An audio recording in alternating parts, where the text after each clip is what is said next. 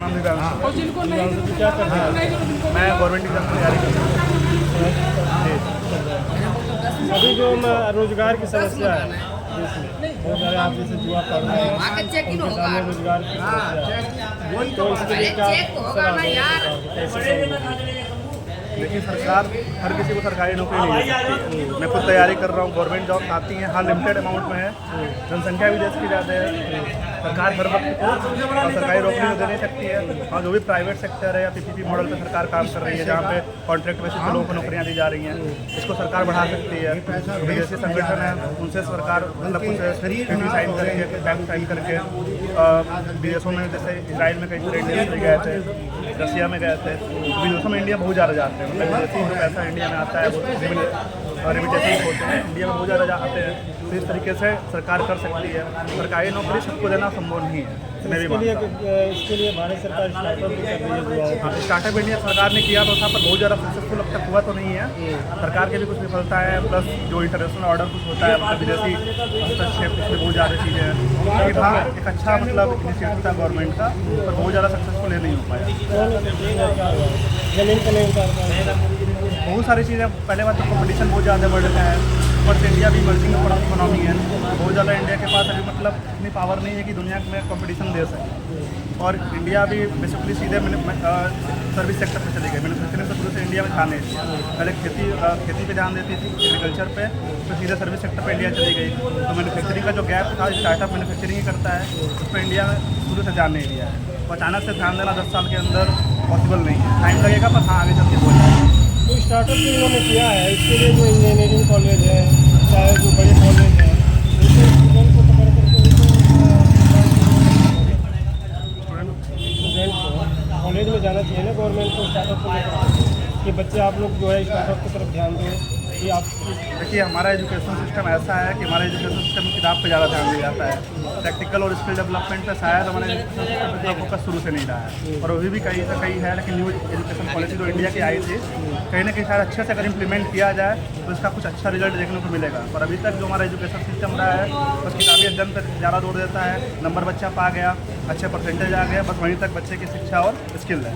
उसके अलावा बच्चा प्रैक्टिकली क्या उस चीज़ को सीख रहा है कि नहीं सीख रहा है, इस पर ज़्यादा ध्यान नहीं दिया जाता है। ये चीज़ हमारे कॉलेज में भी है, स्कूल में भी है। एक चीज़ और है जो है, आप जैसे स्टूडेंट जैसे होते हैं, तेज तरार जो स्टूडेंट होते हैं, पढ़ने में जो अच्छे होते हैं और अच्छे मार्क्स से पास हो जाते हैं, वो आउट ऑफ इंडिया का रास्ता देख लेते हैं, बाहर कंट्रियों का रास्ता देखते हैं। जी, बहुत सारे इसके पीछे कारण हो सकते हैं। सबसे पहले तो हमारे देश में सिविक सेंस नहीं है।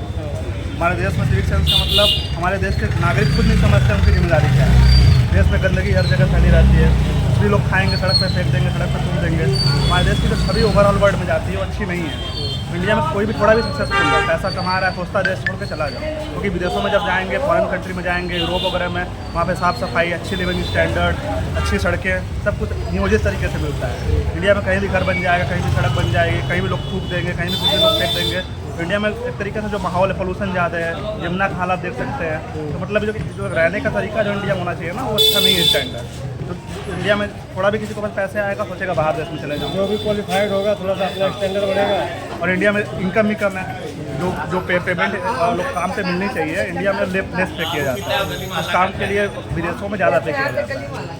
सर्विस सेक्टर को भी आप देख सकते हैं, इंडिया में सर्विस सेक्टर होता है बेसिकली आउटसोर्स वर्क, जो बाहर से देश इंडिया में आते हैं और कम पैसे में ही करके बाहर देश में दे दिया जाता है। अगर वो अपने देश में कराएंगे उनको ज़्यादा पैसा देना पड़ेगा। तो इंडिया में इनकम भी कम है, पेमेंट भी कम मिलती है काम। अच्छा, ये जो आप लोग पेमेंट कम की बात कर रहे हैं, सैलरी कम की बात कर रहे हैं, बहुत सारी इसके बाहर की कंपनियाँ हैं जो इसी को बेच करके इंडिया में काम करा रही हैं।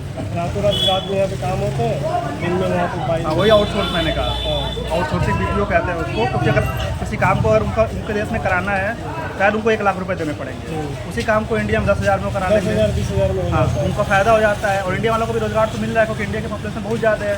कहीं ना कहीं कम पेमेंट ही हो रही है, पर रोजगार इससे डेवलप हो रहा है ऑर्गेनाइज सेक्टर। और भी गरीब कंट्री हैं बहुत सारे विदेशों में जो इसका लोग लाभ उठा रहे हैं। हाँ इससे भी इंडिया से भी पुअर कंट्री है। हाँ, अफ्रीकन कंट्रीज बहुत सारी हैं, लेकिन वहाँ पे आईटी सेक्टर का उतना लाभ नहीं है। बेसिकली आप जो बात कर रहे हैं आउटसोर्स की, वो आईटी सेक्टर में बहुत ज़्यादा है। तो आईटी सेक्टर में ब्राज़ील हो गया, इंडिया हो गया, कुछ मतलब यूरोप की कंट्रीज़ हो गए, उसमें ज़्यादा है। और जो गरीब कंट्री है वहाँ पे आईटी का ज़्यादा नहीं है। इंडिया का सर्विस सेक्टर आईटी सेक्टर से ही ज़्यादा है।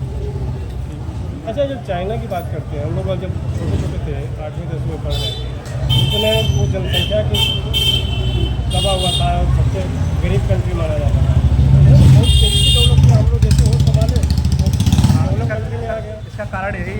चाइना ने मैन्युफैक्चरिंग सेक्टर पे ज़्यादा फोकस किया, स्किल डेवलपमेंट में ज़्यादा फोकस किया, जो कि चाइना की लेबर स्किल्ड लेबर है। हम लोग के देश में क्या है, किसी के पास कुछ काम नहीं है तो उसे बोलो क्या काम करोगे, बोलेगा हम कोई भी काम कर लेंगे। तो चाइना का ऐसा नहीं, चाइना ने अपने वर्कर्स से उनको एक खास वर्क में ज़्यादा मतलब वो स्किल दिया और उस वर्क में ज़्यादा काम कर रहे हैं, उस फील्ड में सबकी फील्ड डिसाइडेड है। वो अपने अपने फील्ड में ज़्यादा काम करें, उनको एक्सपीरियंस बढ़ेगा तो उसके अंदर और कुछ दिमाग में आइडियाज़ आएंगे, इसे और नई खोज करते हैं और ज़्यादा बढ़ते हैं। हम लोग के इंडिया में ये चीज़ की कमी है। जनसंख्या को बहुत तेज़ी से घटाया है। जनसंख्या ने स्टेप लिए हैं, इंडिया की भी जनसंख्या कम हो रही है, 2.1 होना चाहिए जनसंख्या का रेट जो होता है रिप्लेसमेंट रेट। इंडिया में मतलब उस पर रीच कर लिया है, पर हाँ इंडिया को भी कुछ इनिशिएटिव लेने चाहिए ताकि इंडिया में और जनसंख्या कम हो सके। मतलब अवेयरनेस फैलाई है, अभी तो 2 चाइल्ड पॉलिसी नहीं लानी चाहिए गवर्नमेंट को, ना गवर्नमेंट ला ही रही है, पर हाँ अवेयरनेस क्रिएट करनी चाहिए ताकि जितने 2 ही बच्चे हैं अच्छे से पढ़ाई हो उनकी, अच्छे से उनको स्किल डेवलपमेंट कर सके, अच्छे पद पर जा सकें। करनी चाहिए। बहुत बहुत धन्यवाद हमसे बात करने के लिए, बहुत अच्छा बात किया। और एक चीज़ और था सर कि जो चावल की बात मैं बोल रहा था, चावल में प्लास्टिक आ रहा है, मतलब वो चाइना, सुनने में आ रहा है चाइना ही नहीं, भेजता हमारे सरकारी जो चावल है, हाँ। सरकारी फोटो पे है। चावल चाइना ही मिलते बना हैं। रहा है शायद वो चावल प्लास्टिक। सरकार की गलती कहीं ना कि प्लास्टिक को ध्यान दें, प्लास्टिक चावल में कहाँ से आ रहा है, लोग खाएंगे कैंसर जैसी बीमारियाँ लोगों को होंगी। एक तो पहले से ही लोग गरीब हैं, ऊपर से भीषण बीमारियों से लोग ग्रसित हो जाएंगे और उनके पास पैसे नहीं रहेंगे इलाज कराने के लिए। तो मैं आवाज़ उठाना चाहूँगी, मतलब जो प्लास्टिक मिल रहा है, जो भी संबंधित अधिकारी हैं जाँच